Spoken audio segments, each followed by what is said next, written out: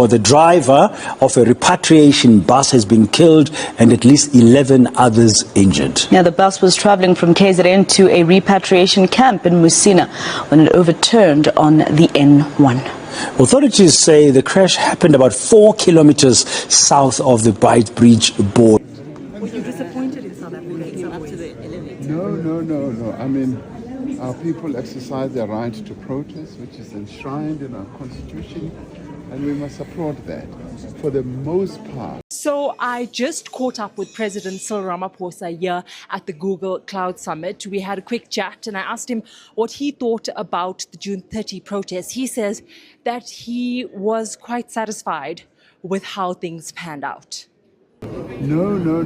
I mean, our people exercise their right to protest, which is enshrined in our constitution. So guys, welcome back again to the channel. Guys, this is major breaking news. Cyril Ramaphosa, the president of South Africa, gave a press statement today, the 1st of July, and he said a lot of things. According to him, he said he's in support of the March on March protest, and this draws me back to the speculations that's been going on the internet. People have been speculating that Cyril Ramaphosa is the one sponsoring the March on March protest. Allegedly, that is what we have been hearing. We are not really sure, but with this particular video that is trending on the internet, it is now certain, or is it trying to convince the people that actually is the one in support of the March on March protests. And also again, a Zimbabwe driver was shot as and was unalived by South African March on March protesters as he was repatriating some group of Malawis back to their border for them to embark on their journey back to their country. 11 people was gave up the ghost at that point because the motor had an accident. The driver was unalived, so for that reason he lost the car lost control, and 11 Malawis were not alive. They're not alive because of this particular thing that's going on. You see what this March on March protest has cost a lot of people. A lot of life has been lost, a lot of businesses looted, a lot of dreams shattered just because some group of people are trying to chase foreigners away from their country. No one is asking you not to chase illegal immigrants, but there is a way to do things in a particular country. But I'm going to be sharing with you videos of the president of South Africa, Cyril Ramaphosa, acknowledging that he is actually in support of the March on March protest that was held yesterday, being the 30th of June. Please, as you're watching, do so well to like the video, share the video, and please subscribe to the channel to join the family. Let's take a look at the video briefly, then we will be right back to discuss more. So I just caught up with President Cyril Ramaphosa here at the Google Cloud Summit. We had a quick chat and I asked him what he thought about the June 30 protests. He says that he was quite satisfied with how things panned out. No. I mean, our people exercise their right to protest, which is enshrined in our constitution, and we must applaud that. For the most part, the protests, the marches were quite peaceful.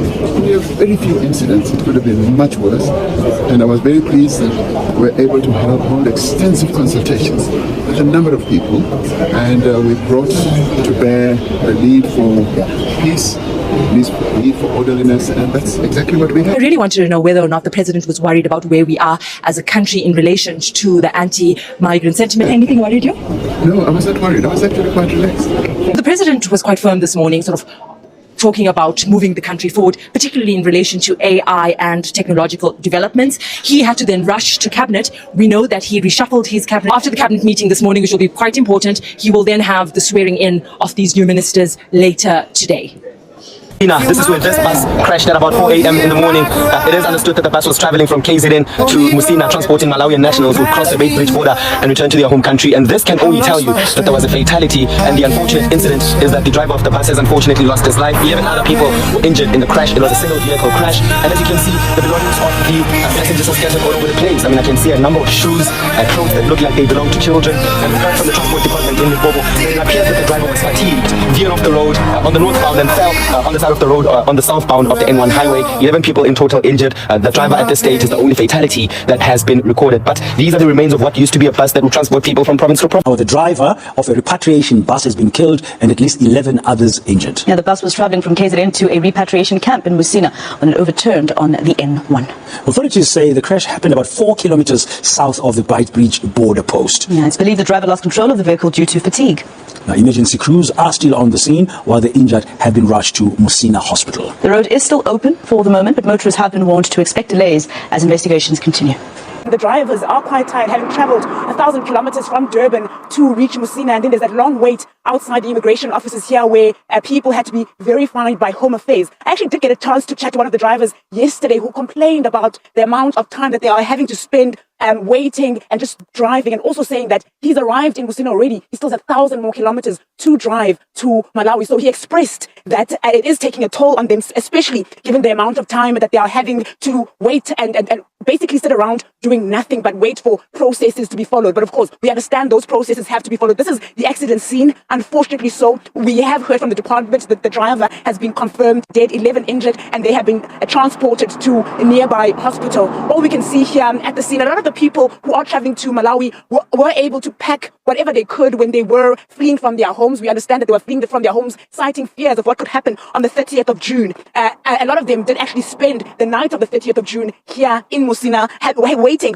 to be verified by Home Affairs. So it's the things that they had packed that we still see at the scene. And also some of the food products that they were given by organizations such as the Gift of the Givers, who came outside the immigration offices here in Musina, where they were waiting to be verified, just to give them some aid in terms of food products as well as diapers for babies. So it's not much of personal belongings that you see here. It just shows how desperate the situation was when they were leaving their homes. So not many personal belongings, but just a few things that they were able to take out of their homes when they were fleeing in Durban. So it's a long journey that they traveled to Musina, and a lot of them actually yesterday were eager to get onto buses, saying, we just want... You know, I don't want to be a part of this conversation of xenophobia, but it's so sad to see my South African people, our South African people doing this to our African sisters and brothers. It's very sad. But also it explains the laziness of a South African citizen, that they are doing so much to blame everything on a foreigner. You know, like, no matter how many foreigners we have in the country, it can never take away the real truth about what is happening in this country. The problem is not foreigners. You are lazy. You are generationally. South Africans are generationally lazy. Generational. You are even giving birth to kids who are lazy. And then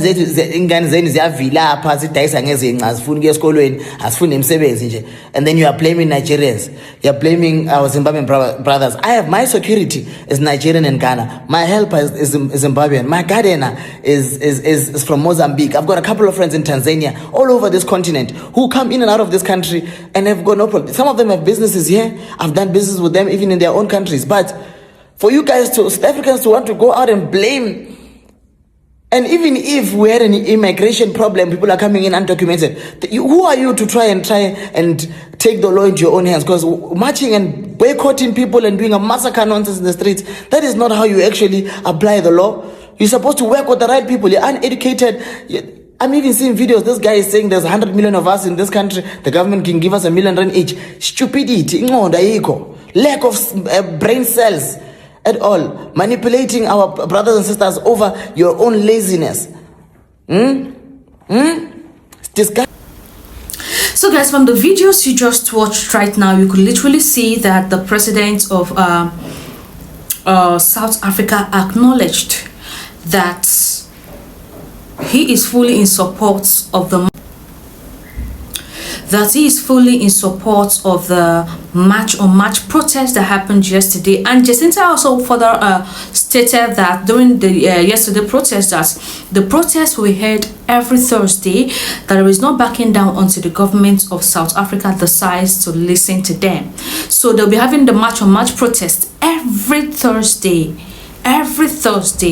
They'll be having a march on march protest. Wow.